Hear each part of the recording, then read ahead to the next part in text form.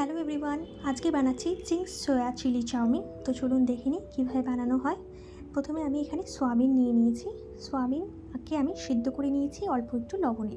তো এবার সিদ্ধ করার পর এখানে আমি একটা পাত্রে দিচ্ছি হাফ চামচ এরকম লবণ, হাফ চামচের মতন দিচ্ছি রেড চিলি পাউডার, আর দিচ্ছি চিংসের শেজওয়ান চাটনি।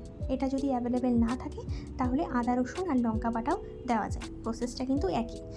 আর যদি এটা থাকে তাহলে 1 চামচ দিলেই যথেষ্ট, কারণ এটার মধ্যে আদা রসুন আর চিলি পেস্ট অলরেডি ইনক্লুডেড। এবার দিচ্ছি হচ্ছে 2 চামচের মতন কর্নফ্লাওয়ারটা বাইন্ডিংয়ের জন্য। এবার দিয়ে আমি এটা একসাথে মিক্সড করে নেব। মিক্সড করে কিন্তু এটা রাখার কোনো দরকার নেই, সাথে সাথেই আমরা ফ্রাই করে নেব। আর যদি আপনাদের কাছে চিংসের এই মশলাটা না থাকে তাহলে আদা রসুন আর লঙ্কা পেস্টের সাথে কিন্তু একটু তেলও অ্যাড করবেন, কেন এটার মধ্যে অলরেডি তেল দেওয়া আছে। তো দেখুন আমার সব মিক্সড হয়ে গেছে। এবার আমি এটাকে ভাজবো। প্রথমে ফ্রাইং প্যানে আমি টেস্ট করে নিলাম, একদম পারফেক্ট গরম হয়ে গেছে তেলটা। এবার সব একসাথে দিয়ে এটাকে একদম কড়া করে ভাজবো, মিডিয়াম টু লো ফ্লেমে। দেখুন আমার ভাজতে কিন্তু 7-8 মিনিট লেগেছে, একদম পারফেক্টলি ভাজা হয়ে গেছে। এবার আমি এটাকে তুলে নেব। এবার ওখান থেকে কিছুটা তেল সরিয়ে নিয়ে আমি এখানে দিচ্ছি 2টো মিডিয়াম সাইজের পেঁয়াজটাকে কিন্তু আমরা যেরকম চিলি চিকেন বা চিলি সোয়া করি সেরকম কিন্তু আমি বড় বড় করে কেটে নিয়েছি। তো এটা আমি দিয়ে দিলাম এবং পেঁয়াজটাকে হালকা করে আমি ভেজে নেব। এবার আপনারা পেঁয়াজের সাথে কিন্তু ক্যাপসিকামও দিতে পারেন, কিন্তু আমার কাছে ক্যাপসিকামটা ছিল না, তাই আমি এখানে ক্যাপসিকামটা দিচ্ছি না। দেখুন পেঁয়াজটা যখন হালকা বাদামি কালার এসে গেছে, এবার দিচ্ছি সেই চিংসের শেজওয়ান মশলাটা। এবার আপনাদের কাছে যদি ওই সেম মশলাটা না থাকে তাহলে ওই যে আদা রসুন আর লঙ্কার পেস্টটা দিয়ে দেবেন।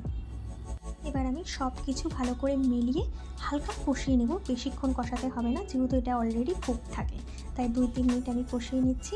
দেখুন 2-3 মিনিট হয়ে গেছে। এবার দিচ্ছি কর্নফ্লাওয়ারের ঘোলা জল। 1 চামচ কর্নফ্লাওয়ারকে আমি অল্প জলে হালকা ঘুলে নিয়েছি যাতে গ্রেভিটা হালকা একটু থিকনেসটা হয়। এবার গোলানোর সাথে সাথে কিন্তু আমি সোয়া চাংটাগুলো সব কিছু দিয়ে দেবো। দিয়ে এবার ভালো করে আমি মিশিয়ে নেব যতক্ষণ না একটু ড্রাই হয়ে যায়। বেশি ড্রাই হলে হবে না, হালকা ড্রাই দরকার, সেমি ড্রাইয়ের মতন।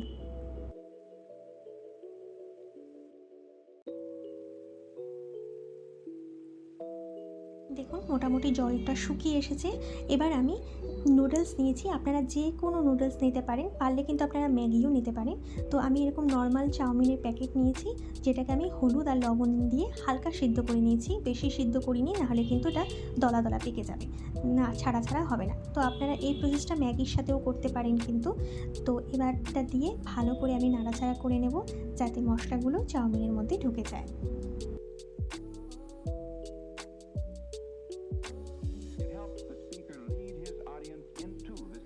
এবার দিচ্ছি লবণ স্বাদ অনুসারে, কেন লবণটা জাস্ট চিলিতেই ছিল, আর লবণের পরিমাণটা কিন্তু একটু দেখে দিতে হবে, কেন শেজওয়ান চিলি পেস্টে কিন্তু অলরেডি লবণ থাকে। দিচ্ছি হাফ চামচেরও কম গোলমরিচ পাউডার, এটা স্বাদটাকে আরও এনহ্যান্স করবে আর ঝালটাকেও একটু বাড়াবে। দিচ্ছি 1 টেবিল চামচের মতো রেড চিলি সস, মানে যেটা ঝাল। আপনাদের কাছে যদি এটা না থাকে তাহলে স্কিপ করে দিতে পারেন। তারপর দেব 1 চামচের মতন সোয়া সসটা কিন্তু দিতে হবে, তাহলে কিন্তু ফ্লেভারটা আরও বাড়ে। আর দিচ্ছি 1 চামচের মতন টমেটো সস, এটা তো মোটামুটি সবার বাড়িতে অ্যাভেলেবেল থাকে, তো এটা দিয়ে দেবো। এবার সব কিছু আমি মিলিয়ে নেব, ভালো মতন করে মিলিয়ে নিচ্ছি যাতে সসগুলো পুরো চাউমিনের মধ্যে ঢুকে যায়। তাই একটু টাইম নিয়ে হালকা করে মেলাবেন, নাহলে কিন্তু চাউমিনগুলো ভেঙে যেতে পারে।